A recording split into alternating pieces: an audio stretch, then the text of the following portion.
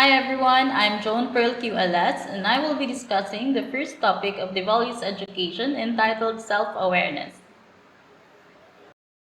So there are a lot of things you can learn from this topic. You will be able to first define self-awareness, second, differentiate between two kinds of self-awareness, third, acknowledge the importance of self-awareness, and fourth, recognize different ways on how to practice self-awareness. Lastly, appreciate the value of practicing self-awareness. Prior to the beginning of our discussion, let us engage in a little exercise focused on cultivating self-awareness. The Johari window, created by Joseph Loft and Harry Ingham, is a visual tool for learning more about one's conscious and unconscious biases. Engaging in this exercise can help one become more self-aware and understanding towards others. Instructions for the activity. Following the directions will help you do this task well. First is to get started with your list. Write down 5 words or adjectives that best describe who you are. Be fair and honest when you take on this task. If you need help, here are some examples of words shown that you can use. However, it is better for you to have your own sets of lists. Second is to create the other person's list. To accomplish this, first, you need to identify at least 5 people. This could be a family member, close friend, neighbor, cousin, or other person. Ask each of the 5 people to write down their impressions on how they see you on a piece of paper. You can show them the list in the previous slide. If it's not on it, you can let them write their own. There should at least 2 adjectives, descriptions, or words per person. Also, if some descriptions are given more than once, that's fine. Moreover, it is also good that none of the identified individuals can view the descriptions of others to prevent biased responses. Once you have a full list, use the 4 quadrants of Johari's window to organize the details. Refer to the slide for help in organizing the words and descriptions. Put it in the green quadrant if the words are on both your list and the other person's list. Put a word in the orange quadrant if it's in your list but not on the other person's list. Put a word in the purple quadrant if it's on the other person's list but not on your list. And lastly, any word that is not on either list can go in the brown quadrant.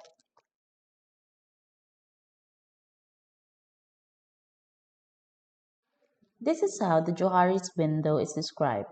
The area that only you and other people know about is also known as the open area. The words you put in the section describe things you and other people can see and know about you. We call the second area the blind area. The characteristics of you that you are unaware of but other people are aware of and are represented by the adjectives in this quadrant. The hidden area located in the third quadrant is where your most personal thoughts and emotions reside. Each of these words describes something about you that only you know. And lastly, there's the unknown area. These are the parts that neither you nor anyone else about you know. You can add some adjectives here that you would want to learn more about yourself.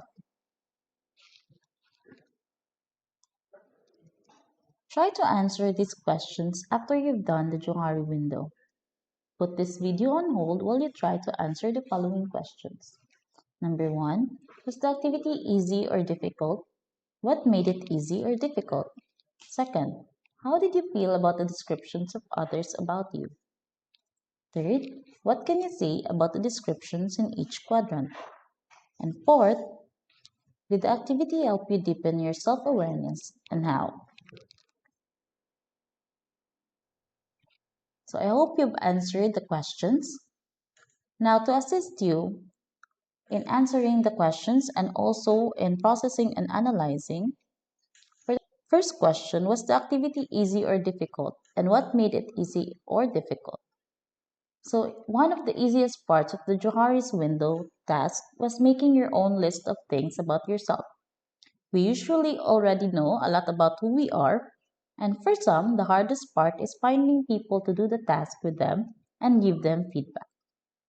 Second, how did you feel about the descriptions of others about you? Different emotions may come up for each person when they read other people's accounts of them while doing this task. Some people are shocked and can't believe it when people say things about them that they never have thought of. Also, some people are okay with how other people have written about them. For one thing, remember to think about why they might have written those things about you. Third, what can you say about the descriptions in each quadrant? One thing you should think about is how it made you feel. Try to figure out whether you agree or disagree with things said in each area and what you would do after thinking about it. Lastly, did the activity help you deepen your self-awareness and how? Certain individuals who participated in this activity experience excitement as they gain insight into their own selves through the perspective of others. Additionally, they can explore the private information they hold that they do not share with others. This makes them more self aware both inside and outside of themselves. So I hope that you have had fun with the activity and that you've learned something. And then I hope you would also be excited with the next session, which is the discussion of the self awareness. Self awareness, by definition, means being aware of the different parts or aspects of the self. This includes your traits, qualities, and characteristics, your behaviors, which are the way in which one acts or conducts oneself, especially towards others, and your cognition, the mental action acquiring knowledge and understanding through thought, experience, and the senses. Self awareness is having a clear perception of your personality, including strengths, weaknesses, thoughts, beliefs, motivations, and emotions. It allows you to understand other people, how they perceive of you, your attitude, and your responses to them in the moment. Learning checkpoint. If you are to rate how much you know about yourself from 1 to 10, how much will you give to yourself?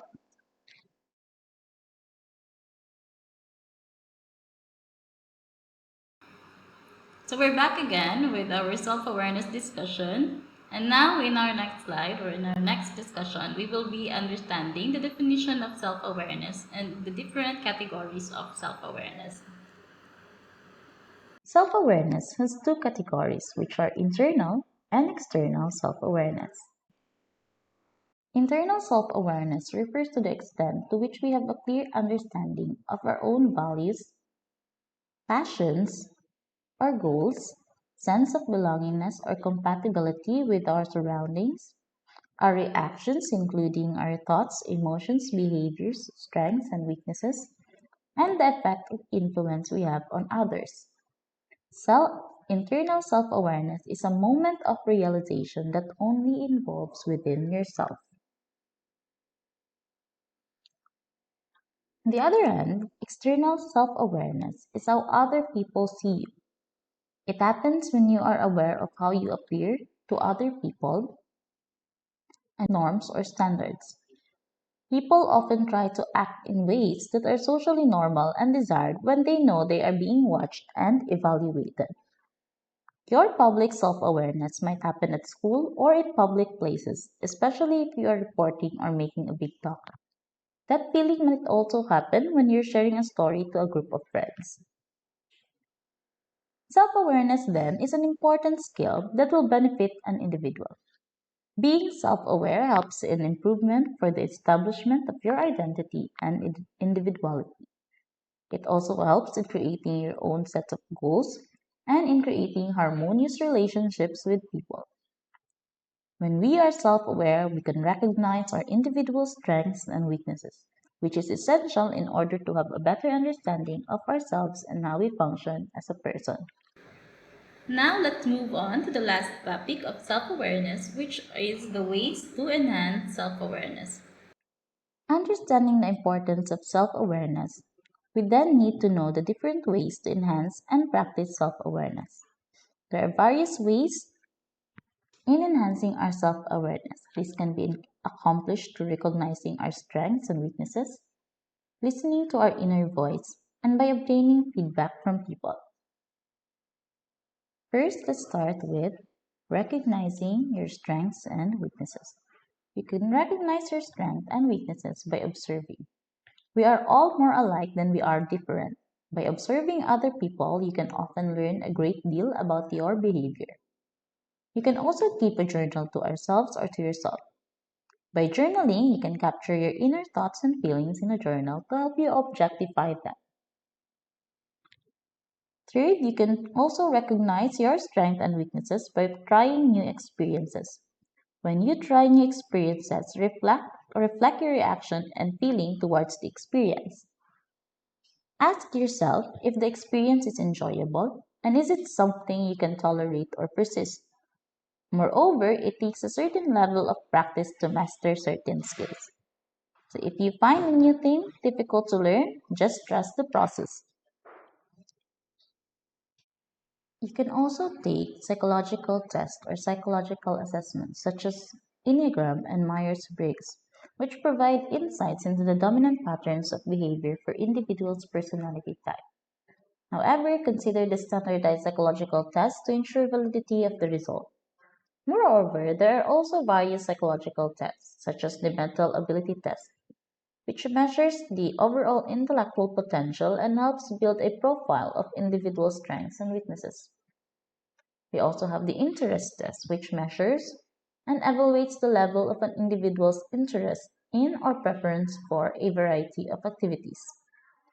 We also have the emotional quotient test, which assesses and measures one's ability to recognize, understand, and manage one's emotion, as well as the emotion of others. Additionally, self awareness and emotional intelligence go hand in hand. EQ refers to a person's ability to perceive their own emotions as well as the emotions of other people. Someone with a high EQ can effectively respond to emotions with empathy and compassion, allowing us to learn our own emotions in a healthy way and practicing active listening in your relationships. You are contributing to the expansion of your own self awareness as well. Second is listening to your inner voice. One way of listening to our inner voice is by meditating. Meditating happens when you think deeply or focus on one's mind for a period in silence or with aid of chanting for religious or spiritual purposes or as a method of relaxation. This can be especially useful practice because you don't have to worry about changing anything. Simply noticing what happens during a meditation can bring greater awareness of your thoughts and feelings. One example and commonly practiced meditation is yoga, a Hindu spiritual and ascetic discipline. Doing yoga includes breath control, simple meditation, and the adoption of specific bodily posture, which is widely practiced for health and relaxation. Third is obtaining feedback. You can obtain feedback by actively asking family and friends about things you can improve and even receiving authentic compliments from them when you are doing something good. You could also get regular feedback at school. When learning, instructors give constructive feedback to help the students improve and sometimes challenge them to showcase their abilities. One could also undergo counseling. This includes talk therapy, which is talking to a counselor to address negative thought patterns or behavior. By understanding the underlying cause of these thoughts, you may change them and use healthy coping mechanisms.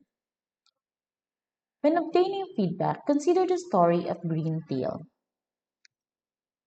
If somebody says you have a green tail, that person is crazy. If two people say you have a green tail, it is a conspiracy.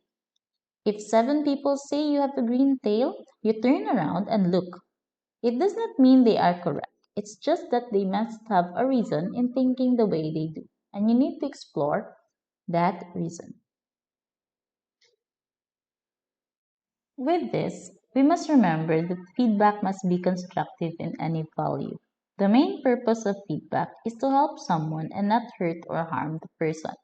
Constructive feedback is specific and focused on the behavior that can be changed. Feedback should also be clarified to avoid misunderstanding and must accentuate the positive and eliminate the negative.